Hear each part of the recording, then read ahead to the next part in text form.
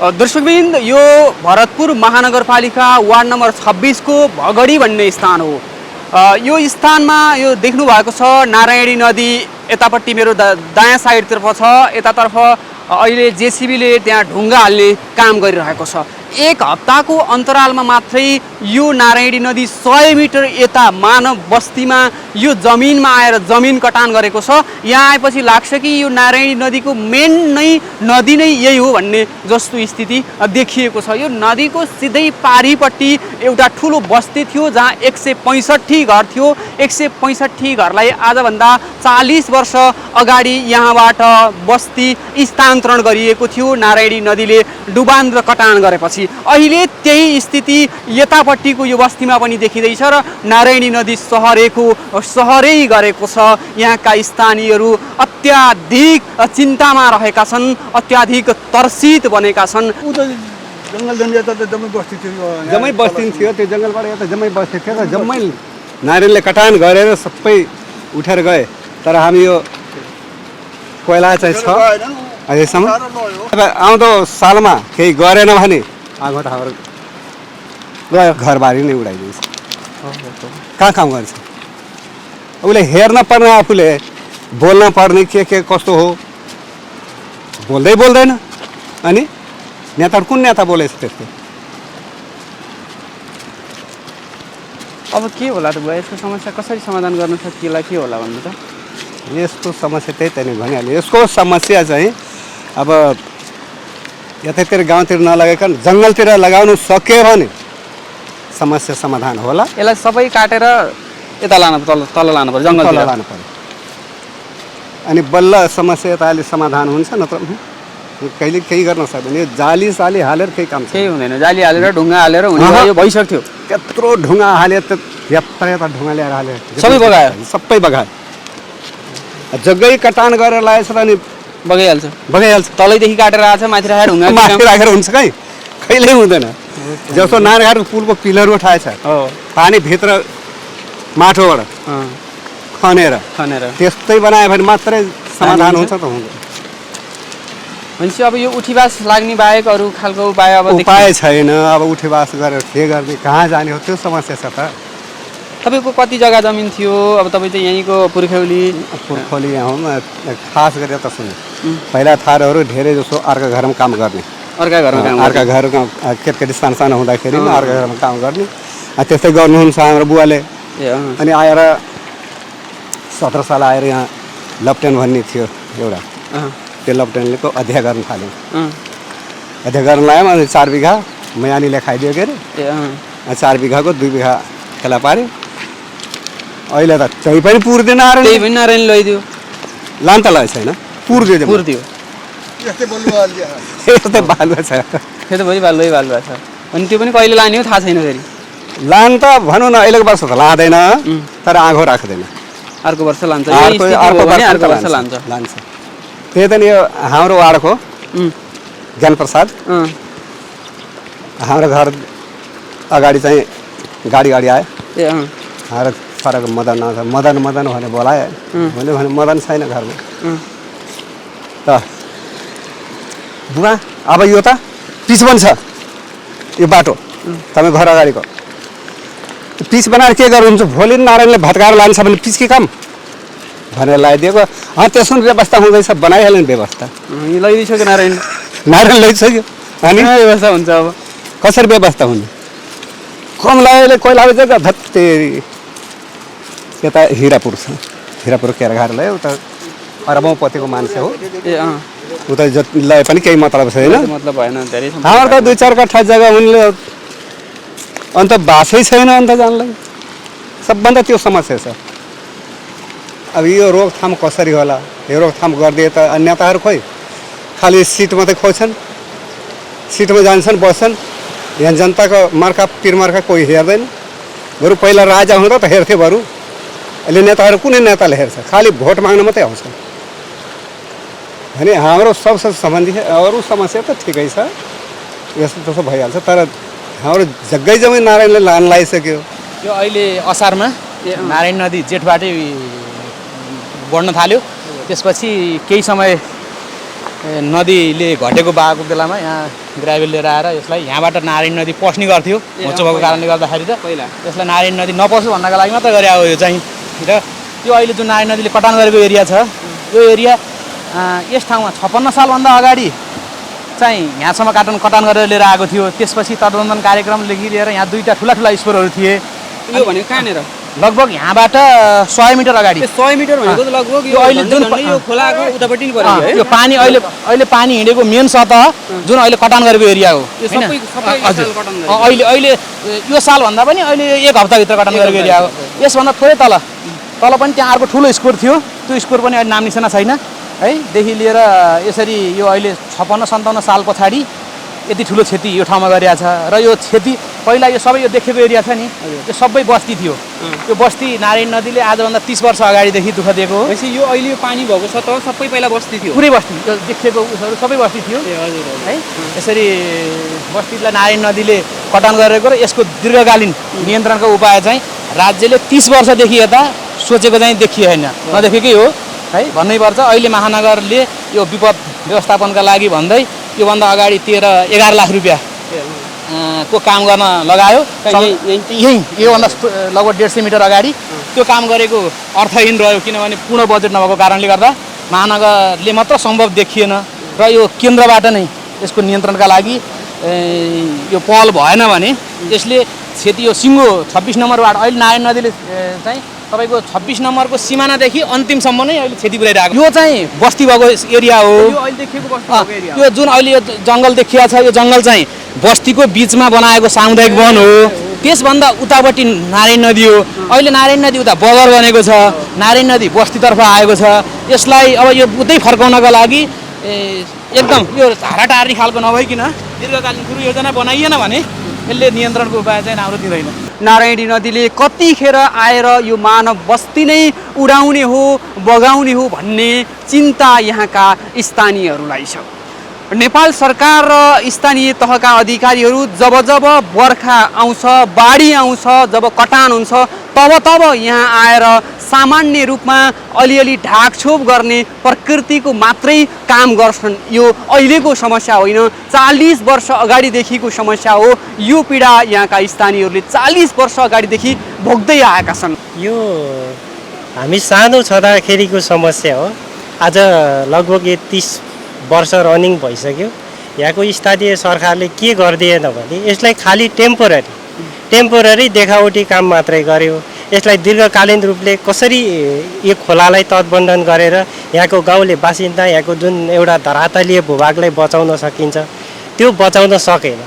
देख्ने बाटो मात्रै गरायो सबैलाई दुनियाँमा छारो हाल्ने काम गर्यो। त्यसैले अहिले जसरी यो तत्कालीन यो बर्खाको याममा यत्रो खोलाले जमिनको एउटा भाग लगिसक्दाखेरि बल्ल यो देखावटी काम भन्छ। यसलाई टेम्पोररी कामले केही हुनेवाला छैन। अहिले यसपल्टि यत्रो ढुङ्गाहरू हाले यो बगाएर लिएर जान्छ।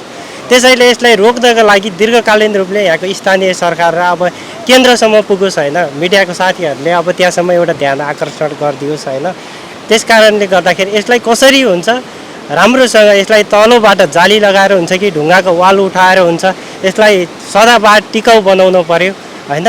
यो सबैले आज मिडिया मार्फत सबै नेपाली एउटा जनताले यो भगडीको किनारदेखि गोलाघाटको किनारसम्म यो कटानीको भाग निरन्तर रूपमा भइरहेको छ। त्यसैले यसलाई सधैँभरि केन्द्रबाट आएर हेरिदिने जस्तै अब हाम्रो मेयर बाढी आएको बेला सर आउने हेर्ने अनि यसो टालटोल गरेर यस्तो गर्ने ढुङ्गा हाल्ने त्यस पछाडि यसको दीर्घकालीन कोही योजना नबनाइदिएको दीर्घकालीन जहिले पनि समस्यामा चाहिँ यहाँ पानी पर्ने बित्तिकै यहाँको जनता रातभरि नै सुत्न सक्दैन त्रासित हुन्छन्। एक त यो कटानी गरेर लिएर जाने डर, दोस्रो अब यो पानीको बहाव बढेर माथि आइसकेपछि यहाँको बस्तीमा डुबानको सुरुवात हुने यस्तो निरन्तर भइरहेको छ। हेर्नुभएको त खोलाले यसरी तीव्र गतिमा कटानी गर्यो। यहाँ यति धेरै काटिसक्यो कि यहाँ पहिला यहाँभन्दा परसम्म बस्ती थियो अहिले त्यहाँ बस्ती छैन खोला पानी बगिरहेको छ यहाँसम्म भयो होइन। त्यसैले मेरो सर्वप्रथम सबैजनामा यो ध्यान आकर्षण होस् राम्रो होस्। यसलाई सबैले एउटा बजेटको पल यो किनारी भागमा पारिदियोस्। हामी जतिखेर बर्खा लाग्छ अनि त्यसपछि मात्र सोचिरहेका छौँ यसलाई हिउँदमा नै यसको व्यवस्थापनतिर चाहिँ राज्य सत्ता नै केन्द्रीय सत्ता नै लाग्यो भने केन्द्रीय सरकारले लाग्यो भने चाहिँ यसको चाहिँ अलि रोकथाम हुन्छ कि अहिले म तपाईँहरूको मिडिया मार्फतबाट के आग्रह गर्न चाहन्छु भने अहिले तत्काल स्थानीय सरकार जो लागिरहेको छ अब प्रदेश र केन्द्रीय सरकारले पनि यसलाई रोकथामको निमित्त महत्त्वपूर्ण भूमिका निर्वाह गर्नुपर्छ भन्ने जस्तो लाग्छ। तपाईँ देखिरहनु भएको छ र यही माध्यमबाट यसको सम्प्रेषण गरिदिन र यहाँका जनताहरूले जुन अपेक्षा गरिरहेछन् रात दिन चाहिँ उहाँहरू चाहिँ सुत्नु भएको पनि छैन, निरन्तर बाँसको घोचो लिएर आएर कहाँ पुग्यो नारायणी भनेर हेरिरहनु भएको छ। त्यस कारण अहिले भनेको यो रोकथाम गर्न नै जरुरी छ र यो केन्द्रीय सरकारै लाग्नुपर्छ। जस्तो अब यहाँहरूको सरकारमा पनि हुनुहुन्छ, पार्टी अध्यक्षको यही क्षेत्र पनि हो, त्यसपछि अब पार्टी अध्यक्षसँग सँगै सरकारसँग यो विषयमा यहाँहरूले कसरी तालमेल मिलाउनु भएको छ? अब के यो सरकारले यही अवधिमा काम गर्न सक्ला? अब यो सरकारले नै गर्ने भन्ने कुरोमा दुविधा छैन। यो सरकार अध्यक्ष कमिटीले पनि बोलिसक्नु पनि भएको छ र यो बोल्ने कुरो र कार्यान्वयन गर्ने कुरो होइन, यो तत्काल चाहिँ योजनामा पारेर काम हुनुपर्ने देखिन्छ तपाईँ हाम्रो बिचमा। त्यस कारणले गर्दा अध्यक्ष अब अहिले यो समीकरणको सरकारले नै यो काम गर्छ भन्ने हामी आशावादी छौँ। यो आशावादी मात्र होइन कि यो काम हुन्छ भन्नेमा चाहिँ हामी चाहिँ त्यो बढीभन्दा बढी चाहिँ हामीलाई चाहिँ त्यो विश्वास लागेको छ। तर अध्यक्ष पनि भनिसक्नु भएको छ यसमा 1 अर्बको बजेटको चाहिँ एउटा प्रपोजल चाहिँ अगाडि बढिसकेको छ र यहाँ स्थानीय वडा र नगरपालिकाले पनि त्यसलाई जोड दिएको छ। हामी देख्छौँ र यो सरकारले नै गर्छ भन्नेमा हामी पूर्ण आशावादी। यहाँका स्थानीयहरू कहिले घर बहार विहीन हुनुपर्ने हो, कहिले सारा श्री सम्पत्ति जग्गा जमिन नारायणीले बगाएर लाने हो, त्यही चिन्तामा छन्, त्यही पीडामा छन्। निकै अप्ठ्यारो निकै गाह्रो छ। अहिले तपाईँले देखिरहनु भएको छ नारायणी नदीले यो सतह काटै गरेको छ। यहाँका स्थानीयहरू जम्मा भएर तत्कालका लागि रोकथामका केही प्रयासहरू गरेका छन्। प्रदेश सरकार स्थानीय सरकारका पदाधिकारीहरू पानी आएका बेला बढेका बेला बाढी आएका बेला सामान्य आउँछन्, निरीक्षण गर्छन्, जान्छन् र 15-20 लाख 50 लाख बजेट पार्छन्। त्यो बजेटले यहाँ बालुवामा पानी खन्याए सरह हुन्छ, त्यसले केही यहाँ उपलब्धि दिन सक्दैन। यो पछाडि देख्नु भएको छ ड्याम, यो ड्याम त 100 मिटर त यसै पालि 1 हप्ताको अन्तरालमा यो 100 मिटरको ड्यामै भत्काएर नारायणी नदीले लगेको छ भने नारायणी नदी पारी जङ्गल देखिएको छ। त्यो जङ्गलदेखि यता 100 मिटर यता आइसकेको छ। नारायणी नदी त यहाँभन्दा धेरै उता छ, तर अहिले लाग्छ यहाँ आउँदाखेरि नदी सारा यहीँबाट बगेको छ। आज हामी यहाँ आएर तपाईँहरूलाई यहाँको सम्पूर्ण दृश्यहरू, यहाँका स्थानीयले भोगेको पीडा र नारायणी नदीले गरेको कटानको सन्दर्भमा हामीले सामग्री तयार पार्ने प्रयत्न गरिराखेका छौँ। यहाँका स्थानीयहरू यहाँ जम्मा हुनुभएको छ। यहाँ यसलाई अहिले मोटामोटी कसरी रोकथाम गर्न सकिन्छ त्योतर्फ पनि यहाँका स्थानीयहरूले प्रयास र प्रयत्न गरिरहनु भएको छ। महानगरको विशेष पहलमा सङ्घीय सरकारबाट करिब 50 करोडदेखि 1 अरबको बजेट छुटाउन सकियो भने यसको थायी प्रकृतिको नियन्त्रण हुनसक्छ होइन। मुख्य समस्या नै यहाँको नदी कटानै हो र यो धेरै वर्षपछि भएको छ। अहिले यो करिब 20 वर्षपछि यस्तो अवस्था सिर्जना भएको छ। अब यसको लागि पहल कदमीको काम पनि अगाडि बढेको छ। नगरको मेयरले महानगरको मेयरले पनि यसको लागि सङ्घीय सरकारसँग कुरा गरिराख्नु भएको छ र यहाँको जनप्रतिनिधि पार्टी अध्यक्ष कमरेड प्रचण्डसँग पनि उहाँले पहल गर्नुभएको छ। सम्भवतः बजेट 50 करोडदेखि 1 अरबको बजेट छुटिने हामीले आशा गरेका छौँ। त्यो भयो भने यो नियन्त्रण हुनसक्छ भन्ने विश्वास लागेको छ। अहिले तत्काललाई भने पनि अस्थायी नियन्त्रण चाहिँ गरेर थायी प्रकृतिको नियन्त्रण चाहिँ ठुलै बजेट चाहिन्छ। जस्तो अब अहिले अझै यो विगतमा यसको समस्या समाधान हुन सकेन, अब त अलिक सहज पनि छ। यही क्षेत्रका पार्टीको अध्यक्षज्यू हुनुहुन्छ, त्यस्तै गरी तपाईँहरूकै पार्टीकै अर्थमन्त्री पनि हुनुहुन्छ। यो हिसाबले गर्दाखेरि अब यहाँ युवाहरू पनि जाग्नु भएको छ, अलिकति सहज हुन्छ काम गर्न। अब यहाँका स्थानीयहरूले अलिकति न्याय पाउँछन् के हुन्छ? पाउँछन्, पक्का पाउँछन्। यो अहिले राष्ट्रिय स्तरमा यसको ध्यान आकर्षण भएको छ।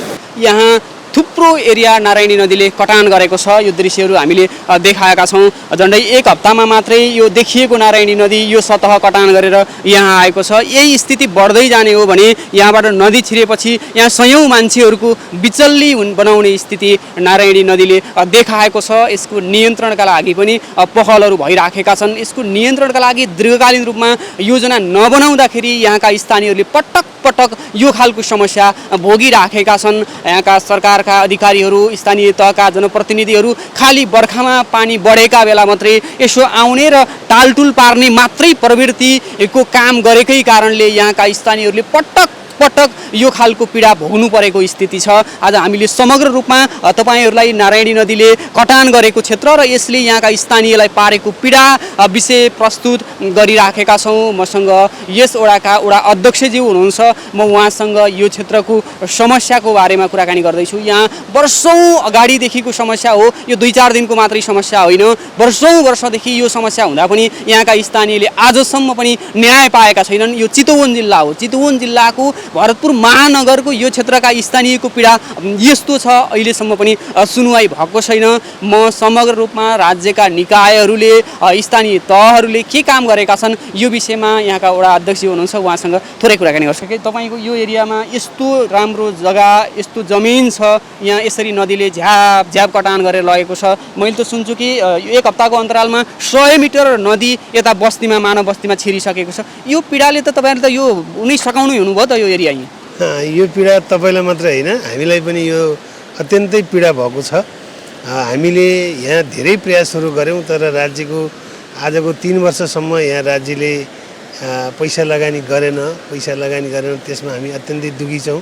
यहाँ पानी जहाजका कुराहरू पनि आए, तर आज बस्तीका मानिसहरूको उठिवास हुँदा राज्य त्योतिर ध्यान आकर्षण गराउन सकेनौँ। हामीले पटक हामीले प्रदेशका मान्यज्यूलाई, सङ्घीय सरकारलाई पनि कुरो उठाएको हो, तर पैसा चाहिँ हामीलाई बजेट प्राप्त भएन। 3 करोड रुपियाँ आएको थियो, त्यो पनि बर्खामा वैशाख जेठतिर मात्रै पैसा आउने र त्यो जेठको चाहिँ बाढीमा अब त्यो काम गर्ने सम्भावना थिएन। हामीले काम गर्दै बाढीले बगाएर लयो। हामीले अहिले चाहिँ अत्यन्तै पीडामा छौँ। हामी 100 मिटरभन्दा पनि बढी चाहिँ गइसकेका छ। यो यहाँका जनताहरू रात दिनै रोका छन्। तपाईँको अहिले जेठदेखि 2 चोटिसम्म हामीले यहाँ धेरै उद्धार गऱ्यौँ। अझ योभन्दा माथिल्लो तपाईँ सिसै क्षेत्रमा जानुभयो भने त्यहाँ 50औं बिघा चाहिँ नारायणीले पुरेर त्यो गहिरो जग्गालाई माथि टाँडी उच्च बनाएको छ। तर अहिले हामीले श्रद्धेय अध्यक्ष, हाम्रो पार्टीका अध्यक्षज्यू, यस क्षेत्र नम्बर 3 का सङ्घीय सांसद आदरणीय अध्यक्ष कमरेड पुष्पकमल दाहाललाई पनि ल्याएर देखाएका छौँ र मेयरज्यूलाई हिजो मात्रै पनि मैले ल्याएर देखाएको थिएँ। मेयरज्यूले हामीलाई आश्वासन दिनुभएको छ कम्तीमा 50 करोडदेखि 1 अरबसम्म। अहिले विशेष गरी 26 नम्बरलाई फोकसिङ गरेर हामीले अर्थ मन्त्रालयमा कुरो राखिसकेका छौँ र ऊर्जा र सिँचाइ मन्त्रालयमा पनि माननीय मन्त्री पम्फा भुषालसँग कुरो गरिसकेका छौँ भन्नुभएको छ। अहिलेको हिउँदमा चाहिँ हामी यो जसरी पनि गर्छौँ र एउटा समस्या हामीलाई के छ भने तपाईँको राष्ट्रिय निकुञ्जले तपाईँको चाहिँ हामीलाई पुस माघदेखि काम गर्न दिँदैन। यो गुईले फुल पार्छ, केले फुल पार्छ, चाहिँ हुटीट्याङले फुल पार्छ भनेर हामीलाई चैत वैशाखमा मात्रै भित्र छिर्न दिइसकेपछि यहाँ काम हुने सम्भावना छैन। म राज्यसँग के आग्रह गर्न चाहन्छु भने यो हामीलाई पुसदेखि नै यो काम गर्ने वातावरण सिर्जना राष्ट्रिय निकुञ्जले, वन मन्त्रालयले मिलाइदियो भने हामी 5-6 महिना काम गऱ्यौँ भने धेरै काम गर्न सक्छौँ। र राज्यको अहिले चितवन जिल्लामा सबभन्दा महत्त्वपूर्ण चाहिँ भूमिका निर्वाह गर्छु भन्नुभएको छ श्रद्धेय अध्यक्षज्यूले। मेयर साहब पनि त्यसरी लाग्नु भएको छ। अहिलेको हिउँदमा हामी यो जसरी पनि राज्यसँग पैसा चाहिँ ल्याएर यो चाहिँ हामी चाहिँ अहिले गरेर छाड्ने भनी प्रतिबद्धता जाहेर गर्छौँ। जस्तो अध्यक्षज्यू, अहिले हामी बसिरहेको यही छेउमा डेल भत्कै छ। हामी अहिले धेरै समय बोल्यौँ भने त यो भत्केको यहीँ आउला भन्ने डर पनि भइसक्यो। भनेपछि यो खालि बर्खामा मात्रै तपाईँहरू तात्ने, तपाईँहरू त जनप्रतिनिधि भएकै 4 वर्ष बितिसक्यो, अब त धेरै महिना पनि बाँकी छैन। यो स्थितिमा तपाईँले बर्खा मात्रै देख्नुहुन्छ, अरू बेला आँखै देख्नुहुन्छ? अरू बेला पनि हामीले आँखा नदेखेका होइनौँ, आँखा पनि देखेका छौँ। राज्यसँग हारगुहार पनि गरेका छौँ। नारायणी तटबन्धनमा म कतिचोटि गएँ, त्यहाँ तपाईँको चाहिँ अहिले खनालजी अहिले सरुवा भएर जानुभयो, 9 अरब रुपियाँ फ्रिज भएर गएछ, तर यहाँ हामीलाई पैसा पाएनौँ। यो विडम्बना कहाँबाट कसरी यो सिर्जना भएको छ, यही कुरो बुझ्न सकिरहेको छैनौँ हामीले। यो हामीले मन्त्रालयमा, मैले अघि नै तपाईँलाई भने 3 वर्षसम्म हामीलाई यहाँ पैसा दिने कुरोमा 1 पैसा पनि हालिएन। दुःख लाग्दो कुरै यही हो। अब तपाईँको योभन्दा पछाडिका कुराहरू म धेरै नबोलाउँ, तपाईँलाई पनि थाहा होला। तपाईँहरू नै जनप्रतिनिधि बर्खामा पानी आएको बेला आउनुहुन्छ, अरू बेला मतलब गर्नु होला, अनि कहाँबाट बजेट? अब सुन्नुहोस्, महानगरपालिकाको यो अरबौँ रुपियाँ करोडौँ रुपियाँ महानगरपालिकाको तटबन्धनको सेक्टरै नारायणी तटबन्धन हो। नारायणी तटबन्धनले हेर्नुपर्ने कुरो हामीले त अस्ति भर्खरै पनि मेयर साहबले तत्काल उद्धारको लागि 13-14 लाख 17 लाख रुपियाँ त्यहाँ दिनुभयो, त्यहाँ काम गऱ्यौँ।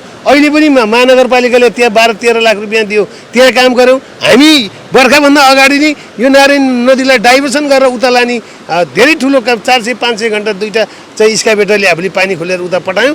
विडम्बना के भयो भने हामी तलसँग खोल्न सकेनौँ, समयले दिएन। हामीलाई जेठमै चाहिँ बर्खा लाग्यो, बाढी आयो। हेर यो बिचमा तपाईँलाई मैले अहिले यहाँबाट देखिरहेको छु, यो खोला यहाँ हुनाले सिधै पानी यहाँ आएको भएर यो भगडी त्यसरी काटेको थिएन। अहिलेको बर्खामा यो पानी यताबाट छिरेपछि यो काट्यो। तर मैले तपाईँलाई धेरै कुराहरू भन्न पनि म चाहन्न। मैले 3 वर्षसम्म मैले अघि नै भने पानी जहाजका कुरा ड्रइङ उडाउने र नक्सा ल्याउने कुरा गरिन्छ, तर यहाँ जनताको बास उठेको आज सयौँ मान्छेहरूको अब यहाँबाट चाहिँ नारायणी पस्यो भने 27 र 28 सबै लाग्छ। परिस्थिति त्यो छ। त्यो कारणले पनि हामीले के भन्यौँ भने जहाज चलाउने हो, तर मान्छेको बस्ती जोगाएर मानव जोगाएर जहाज चलाउने हो भनी धेरै कुरा आवाजहरू हामीले पुर्यायौँ। तर हाम्रो आवाज पनि आखिरी सुन्नु पऱ्यो नि त। तपाईँलाई थाहा छ सिटी हलै चाहिँ हाम्रो सिटी हल परेको सिटी हल पनि गए।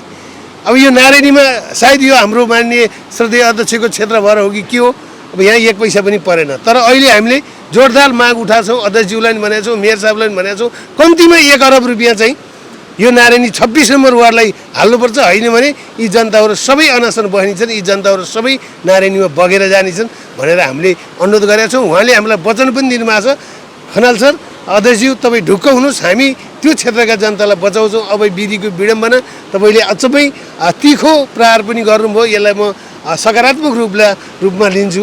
यो हाम्रा पनि कमजोरीहरू भयो होलान्, तर राज्यको ध्यान नपुग्नको सबभन्दा ठुलो आज यत्रो बाढी छ। हेर्नुहोस् अहिले हामी यहाँ धेरै ढुङ्गाहरू ल्याएर चाहिँ हाल्दैछौँ, तर यो ढुङ्गा कहाँ जान्छ भन्ने कुरो पनि ठेगान छैन। यसले केही समस्या समाधान हुने अब यहाँले महानगरले यो नदी तटीय क्षेत्रका स्थानीयहरूको बस्ती संरक्षणसँगै यो खेतीयोग्य भूमिको संरक्षण गरेर यसलाई रिङ रोड बनाउने र त्यही अनुसार यो नारायणीलाई भ्रमणीय क्षेत्रको रूपमा विकास गर्ने भन्ने खालको योजना पनि बनाएको थियो। त्यो योजना चाहिँ के अहिले प्लटिङतिर गयो? प्लटिङतिर कहीँ गएको छैन। त्यो योजना हाम्रो डिपिआर पनि भएर यो रिङ रोड चाहिँ नारायणीको किनारबाट चाहिँ लाने भन्ने कुरो चाहिँ होइन। रिङ रोडको अहिले 29 करोड रुपियाँ रिङ रोडको पैसै परेको छ तपाईँको। तर यसलाई पदमार्गको रूपमा विकास गर्ने भन्ने चाहिँ हाम्रो नीति चाहिँ त्यो पदमार्गको रूपमा यसलाई तटबन्धनसहित पदमार्गको रूपमा लाने भन्ने नीति बनाएको हो। त्यसलाई डिपिआर पनि गरेको हो। तर अब तपाईँलाई मैले कतिचोटि भन्ने 3 वर्षसम्म राज्य सत्ताले हामीलाई यहाँ ध्यान दिएन। अब चाहिँ हामी चाहिँ हाम्रो श्रद्धेय अध्यक्षज्यू पनि एउटा सत्ताको चाहिँ साझेदारी चाहिँ मा जानु भएको छ। त्यो बेलाको कुरो र अहिलेको कुरोमा आकाश पातालको फरक छ विकास निर्माणका काममा। अब हामी तुरुन्त पैसा पारेर हिउँदमा जसरी पनि काम गर्छौँ। तपाईँ जिम्मेवार तहमा हुनुहुन्छ, तपाईँको धेरै अवधि पनि छैन। यो अवधिमा तपाईँले राम्रो काम गरेर यहाँका स्थानीयहरूलाई सन्तुष्ट बनाउन सक्नु भएन भने अब अर्को कार्यकाल तपाईँको यो अवधि सकिएपछि जनता तपाईँको घरमा घोचो लिएर आउँछन्। त्यो बेला तपाईँ कसरी जोगिनु? घोचो होइन, यहाँका जनताले वडा अध्यक्षको पहुँचले हुनेसम्म वडा अध्यक्ष रात दिन लागेको छ विकास निर्माणमा। भरतपुर महानगरपालिका भोलि 26 नम्बर वार्ड मेरो अहिलेको मिसनै यही अब तटबन्धन मात्रै छ, अरू कुनै पनि छैन। 26 नम्बर वार्ड त्यति कमजोर वार्ड चाहिँ होइन। विकास निर्माण काममा यहाँका जनताहरू खुसी छन्। यो मेरो पहुँचभन्दा बाहिरको कुरो राज्यको कुरो भएको भएर यसमा मैले त्यति अब गर्न सकिनँ भन्नुपर्छ। अब निकुञ्जका कारण पनि धेरै ठुलो पीडा भोग्न बाध्य भएको स्थानीयहरूले बताइरहेका छन्।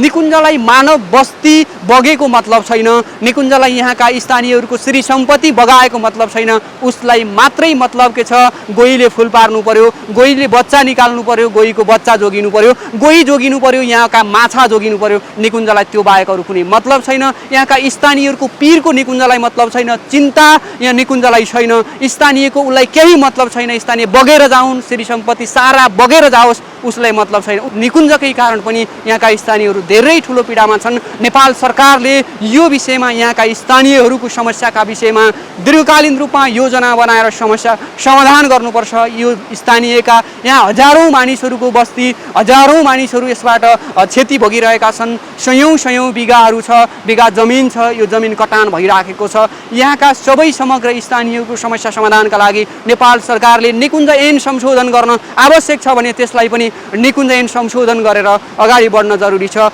निकुञ्ज मानव बस्ती र मानिसको अधिकारभन्दा ठुलो पशुको अधिकार हुँदैन होला। पहिला मानिस नै बाँच्न पाउनुपर्छ, मानिसले आफ्नो श्री सम्पत्ति जोगाउन पाउनुपर्छ, त्यस पछाडि अरू कुराहरू होलान्। तर अहिले नेपाल सरकारले अब अहिले यहाँ तत्कालका लागि जे गरिरहेको छ यसले यो समस्या समाधान हुँदैन। यसका लागि नेपाल सरकारले बेलैमा सोचेर दीर्घकालीन रूपमा योजना बनाएर काम गर्न जरुरी छ। हामीले नारायणी नदीले कटान गरेको पश्चिम चितवनको यो क्षेत्रको बारेमा समग्र रूपमा कार्यक्रम तयार पारेर तपाईँको माझमा प्रस्तुत गऱ्यौँ। यो क्षेत्रका स्थानीयहरूको पीडा निकै ठुलो छ जो व्याख्या गरेर पनि सकिँदैन। निकुञ्जले आफैमा पीडा दिएको छ, नदीले आफैमा पीडा दिएको छ। धेरै पीडाका बीच यहाँका स्थानीयहरूले नेपाल सरकारलाई भनिरहेका छन् कहिले हाम्रो पीडा सम्बोधन हुन्छ। उनीहरूले सोधिरहेका छन् नेपाल सरकारलाई, तर सरकारले अहिलेसम्म जवाफ दिन सकेको छैन। यो जवाफ नदिएको 40 वर्ष भइसक्यो। 40 वर्षदेखि यहाँका स्थानीयहरू जवाफ खोजेर बसेका छन्। अब यिनीहरूसँग केही उपाय छैन कि सारा सम्पत्ति नारायणी नदीमा हुल्नु पर्यो, बाँकी अरू कुनै उपाय छैन। अब धेरै भइसक्यो, अब अति भइसक्यो। सरकारले यहाँका स्थानीयहरूको पीडा सम्बोधन गर्न जरुरी छ। बर्खामा बाढी आएको बेला टालटुले प्रवृत्तिले यहाँका स्थानीयहरूको समस्या समाधान हुँदैन। त्यसका लागि दीर्घकालीन रूपमा योजना बनाएर यहाँका स्थानीयहरूको 100औं वर्षसम्म पनि बस्ती र यो सम्पत्ति सुरक्षित हुने गरी सरकारले योजना बनाएर काम गर्नु आवश्यक देखिन्छ। हस् त, अहिलेका लागि बिदा दिनुहोस्। मलाई यतिन्जेलसम्म प्राविधिक रूपमा सहयोग पुर्याउनु हुने आदरणीय दाजु अर्जुन थापागाईलाई विशेष धन्यवाद सहित म प्रकाश सिग्देल पनि यो कार्यक्रमबाट बिदा लिन चाहन्छु। नमस्कार।